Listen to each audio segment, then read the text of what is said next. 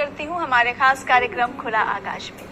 दोस्तों, शिक्षा हमारे जीवन का मूल आधार है और यदि हम शिक्षित होंगे तो धन अर्जन की राह आसान हो जाएगी। हम अभी देख रहे हैं अभी के समय में कि हर क्षेत्र में टेक्नोलॉजी का इस्तेमाल बहुत ज़्यादा ज़ोर शोर से हो रहा है, यानी कह सकते हैं कि डिजिटली सारे कार्य किए जा रहे हैं और शिक्षा जगत भी इससे अछूता नहीं है। शिक्षा जगत में भी बच्चों के पढ़ने से लेकर शिक्षकों के पढ़ाने तक के सारे कार्य लगभग डिजिटली किए जा रहे हैं। आज हम बात करेंगे शिक्षा में तकनीक की भूमिका विषय पर और इस विषय पर बातचीत के लिए इसी क्षेत्र के एक्सपर्ट हमारे साथ हैं। उनसे आपको मिलवाएं, रूबरू करवाएं, उससे पहले आइए उनके बारे में कुछ जान लेते हैं।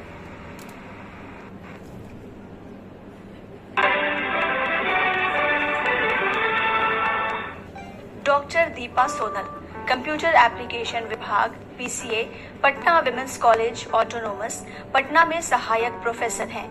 दीपा सोनल का जन्म बिहार के मुंगेर में हुआ। दीपा मैट्रिक में जिला टॉपर रहीं।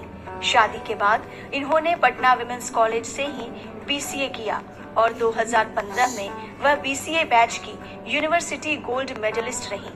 फिर इन्होंने LNMI पटना से MCA किया और फिर 2018 में MCA टॉपर रहीं। इन्होंने 2019 में UGC नेट के लिए क्वालिफाई किया और फिर VKSU आरा से PhD की। दीपा सोनल ने 3 किताबें लिखी हैं। स्कोपस और पीयर समीक्षा स्तर के 15 शोध पत्र और 12 सम्मेलन पत्र। दीपा ने किसानों की फसल संबंधित समस्या को ध्यान में रखते हुए फसल बचाव यंत्र का आविष्कार भी किया, जो लेजर फेंसिंग और स्मार्ट स्केयरक्रो को मिलाकर बना है।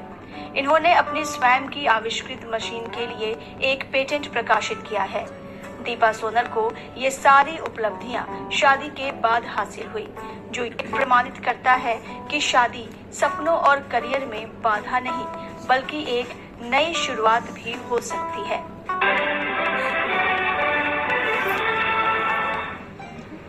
और दोस्तों, डॉक्टर दीपा सोनल इस वक्त हमारे साथ है, जो कि असिस्टेंट प्रोफेसर हैं पटना विमेंस कॉलेज में डिपार्टमेंट ऑफ कंप्यूटर एप्लीकेशंस में। स्वागत है दीपा जी आपका हमारे कार्यक्रम में। सोनाली जी।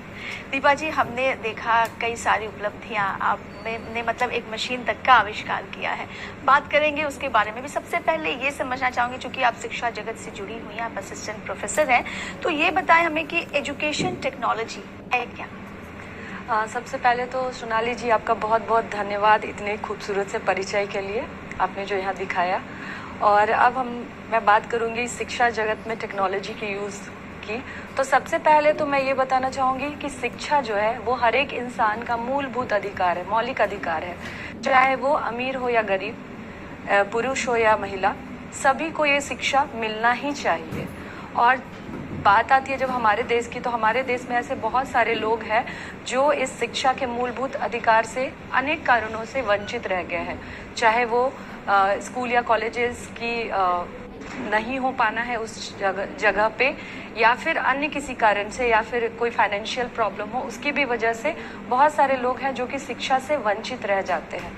तो तकनीक का इस्तेमाल हम लोग कुछ अच्छे कारणों के लिए जब करते हैं और इस चीज़ को हम शिक्षा में जब उपयोग करते हैं तकनीक का, तो ये हो पाता है कि जो लोग सुदूर क्षेत्रों में हैं, जो आप स्कूल या कॉलेजेस तक नहीं पहुंच पाते हैं, तो शिक्षा को हम तकनीक की मदद से उनके घर घर तक पहुंचाएं। इसीलिए हम लोग शिक्षा में तकनीक का उपयोग अब बढ़ गया। और अगर हम बात करेंगे कोरोना महामारी का जो समय था, तो कोरोना के समय में लोग अपने घर में बंद हो गए थे लॉकडाउन के समय। लेकिन उस समय ये जो एक दिक्कत आई थी, तो इसने जन्म दिया एक नया टेक्नोलॉजी का, जिसने शिक्षा में बहुत ही क्रांति ला दी। उस समय शिक्षा में उतना ज़्यादा प्रभाव नहीं पड़ा, क्योंकि डिजिटल एजुकेशन या फिर हम ई-लर्निंग का कॉन्सेप्ट कोरोना में बहुत ही तेज़ी से बढ़ा। और जो भी लोग घर पे बैठे हुए थे, स्कूल कॉलेजेस जितने भी बंद थे, वो सारे स्कूल या कॉलेजेस के बच्चे घर पर भी रहते हुए पढ़ाई कर पाए। और हम शिक्षकों ने भी उसमें अपना घर से भी योगदान दे पाया पढ़ाने का।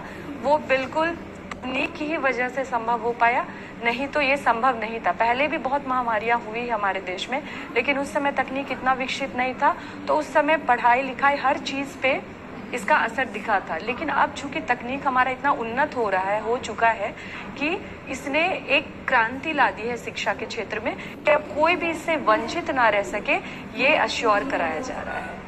तकनीक की वजह से। बिल्कुल, बहुत ही विस्तार से दीपा जी ने बताया कि कोरोना महामारी ने तकनीक को कह सकते हैं कि बहुत बड़े पैमाने पर लोगों के सामने पेश किया। खास करके शिक्षा जगत में एक बहुत बड़ी क्रांति ला दी। लोगों को ये समझ नहीं आ रहा था कि आखिर बच्चे पढ़े कैसे। उस समय ऑनलाइन क्लास की शुरुआत हुई और उसके बाद ये सिलसिला यूं ही चलता रहा, बढ़ता रहा, काफ़ी दूर तक मुझे लगता है ये सिलसिला दीपा जी जाने वाला है।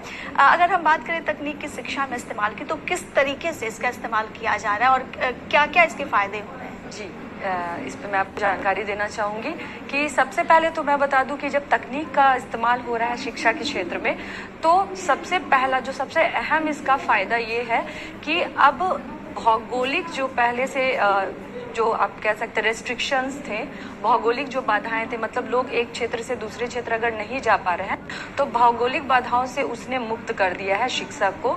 मतलब अब जो स्कूल्स या कॉलेजेस तक नहीं पहुंच पाते थे लोग, अब अगर सुदूर गांव में भी हैं, बच्चियां अगर सुदूर गांव में भी हैं तो भी वो अपने आप को इनरोल करके और पढ़ाई जारी रख सकती है, कर सकती है, या कोई नया अगर सीखना चाहती है वो कोर्स तो भी अच्छे से वो कर सकती है। तो सबसे पहले तो ये हो गया कि जो ज्योग्राफिकल जो रेस्ट्रिक्शंस थे, भौगोलिक जो रेस्ट्रिक्शंस थे कि आपको स्कूल या कॉलेज के कैंपस में होना ही चाहिए, वो अब नहीं रह गया। आप अपने घर पे भी रह करके अच्छे से पढ़ाई को कर सकते हैं। और दूसरा सबसे जो इसका एक अहम यूज़ है कि इसने पढ़ाई को बहुत ही रोचक बना दिया है। तकनीक ने पढ़ाई को इंटरैक्टिव और रोचक बना दिया है।